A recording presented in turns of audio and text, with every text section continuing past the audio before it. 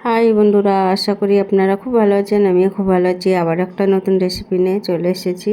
আজকের আমি সুজির পিঠে বানাবো। ভিডিওটা পুরো দেখবেন। এখানে আমি 1 বাটি সুজি নিয়েছি, মানে 200 গ্রাম সুজি নিয়েছি। প্রথমে আমি গ্যাসের উপর একটা কড়াই বসিয়ে দেবো আর জল দিয়ে দেবো। আমি এখানে 2 বাটি জল দিয়ে দিচ্ছি আর দিয়ে দেবো একটু নুন স্বাদ মতো। আর এখানে আমি চায়ের কাপের 1 কাপ দুধ দিয়ে দেবো। দুধটা দিয়েই আমি 2 বাটি জলের পরিমাণটা দিচ্ছি। দুধটা দিয়ে খুব ভালোভাবে একটু ফুটিয়ে নিতে হবে, গরম করে নিতে হবে। দিয়ে দেবো অল্প অল্প করে সুজি। সুজিটা একবারে দেবেন না, সুজিটা অল্প অল্প দিয়ে নাড়াচাড়া করে নিতে হবে। আর এটা কিন্তু অফ সিজনে সুজি মানে পিঠে খেতে ইচ্ছা হলে এইভাবে বাড়িতে বানিয়ে খেয়ে দেখবেন, খুব ভালো লাগে। একদম চটজলদি হয়ে যায়, খেতেও কিন্তু খুব ভালো হয়।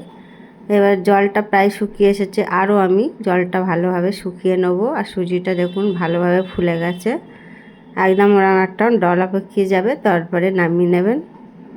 এবার আমি নামিয়ে নেবো সুজিটা, নিয়ে সাইডে ঠান্ডা করে রেখে দেবো। এবার একটা বাটি নিয়েছি, বাটির মধ্যে দিয়ে দেবো শুকনো নারকেলের গুঁড়ো। এটা কিন্তু যে কোনো মুদিখানার দোকানে পেয়ে যাবেন। এবার দিয়ে দেবো চিনি, আর এখানে 2 প্যাকেট 10 টাকা দামে 2 প্যাকেট গুঁড়ো দুধের প্যাকেট দিয়ে খুব ভালোভাবে মিশিয়ে নিতে হবে। অল্প অল্প জল দিয়ে একদম অল্প জল দিয়ে দেবো। এটা আপনারা শুকনো যদি নারকেল না পান, এটা আপনারা নারকেল কুড়িয়েও এই রেসিপিটা বানাতে পারেন। খেতে কিন্তু খুব দারুণ লাগে। এটা আমার হয়ে গেছে, সাইড করে রেখে দেবো। দিয়ে আমি একটুখানি তেল নিয়ে, সাদা তেল দিয়ে সুজিটা খুব ভালোভাবে মেখে নেবো, একটা ডো করে নেবো। আর এটা কিন্তু অফ সিজনে পিঠেটা খেতে ইচ্ছে হলে এইভাবে আপনারা বাড়িতে বানিয়ে খেয়ে দেখবেন, খুব ভালো লাগে। এবার একটা ডো মতন বানিয়ে নিয়েছি। এটা আমি আস্তে আস্তে হাত দিয়ে একটু চেপে চেপে বড় করে নেবো। এবার বেলে নেবো। আর এই ডোটা কিন্তু একটু পাতলা করেই বেলতে হবে। বেলা হয়ে গেছে, আমি একটা এরকম টিফিন কৌটোর ঢাকনা নিয়ে আমি এটা শেপ দিয়ে নেবো, মানে গোল করে কেটে নেবো। এইভাবে আমি সবগুলো কেটে নেবো একইভাবে। দেখুন একটা কেটে নিয়েছি এইভাবে, বাকিগুলোও একইভাবে আমি বেলে কেটে নেব। আর এইভাবে কিন্তু সুজির রস পিঠে বানিয়ে খেয়ে দেখবেন, খুব ভালো লাগে। সব একইভাবে আমি বেলে নিয়ে নেব। বেলা হয়ে গেছে, এবার পিঠের মধ্যে পুরগুলো দিয়ে দেবো। পুরটা দিয়ে লম্বা করে দিতে হবে, দিয়ে আমি ভাঁজ দিয়ে নেব। ঠিক এইভাবে আমি ভাঁজ দিয়ে নেব, দিয়ে আমি মুখটা মুড়িয়ে দেবো। আপনারা চাইলে ডিজাইন দিতেও পারেন, নাও পারেন, তবে একটু ডিজাইন দিলে দেখতে কিন্তু ভালো লাগে বেশ। এবার এইভাবে আমি ডিজাইন দিয়ে দেব।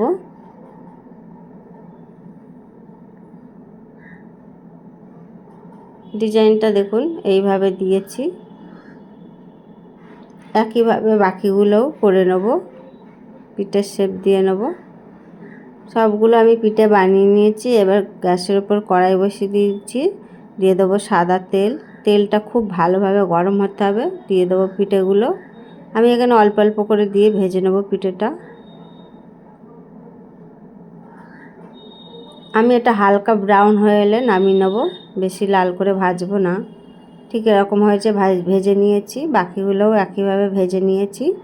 এবার একটা গ্যাসের উপর কড়াই বসিয়ে দিয়েছি, দিয়ে দেবো ওখানে 100 গ্রাম চিনি আর অল্প জল, 2টো এলাচ দিয়ে খুব ভালোভাবে ফুটিয়ে নেবো। একটু মিষ্টি শিরা বানিয়ে নেব। শিরাটা ঠিক একটু চিটচিটে হয়ে এলে গ্যাসটা অফ করে দেবো। দিয়ে আমি পিঠেগুলো ছেড়ে দেবো রসের মধ্যে। সবগুলো দিয়ে উল্টো পাল্টে নেবো, একটু 5 মিনিট রেখে দেবো। পিঠেগুলো রেডি হয়ে গেছে, রস পিঠে। এবার আমি একটা পাত্রতে নামিয়ে নেব। এইভাবে আপনারা আপনাদের বাড়ির বাচ্চাদের আত্মীয় স্বজন এলে এইভাবে রস পিঠে বানিয়ে খাওয়ান, খুব ভালো লাগবে।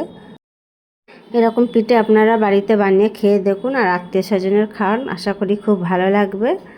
আমার এই রেসিপিটা ভালো লাগলে লাইক, শেয়ার, কমেন্ট করুন, সাবস্ক্রাইব করুন, বেল আইকনটি প্রেস করুন সবার আগে নতুন নতুন ভিডিও দেখার জন্য।